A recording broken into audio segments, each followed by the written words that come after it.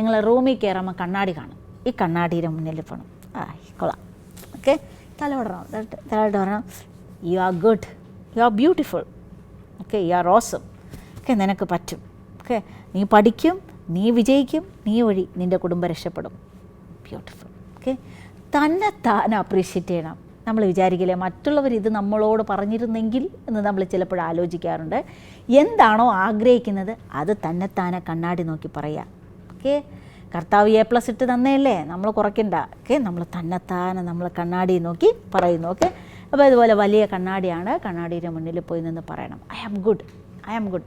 ആരൊക്കെ എന്തൊക്കെ പറഞ്ഞാലും ഞാൻ നല്ല കുട്ടിയാണ്, ഞാൻ മിടുക്കനാണ്, എനിക്ക് പറ്റും, എനിക്ക് സാധിക്കും, എൻ്റെ ദൈവം വലിയവനാണ്, ആ വലിയവനായ അപ്പനെ ചേർത്ത് പിടിച്ച് ഞാൻ കീഴടക്കും, ഞാൻ നേടിയെടുക്കും. ഇതൊക്കെ എന്തിനാണ് നമ്മൾ ചെയ്യുന്നത്? എന്തിനാണ് ചെയ്യുന്നത്?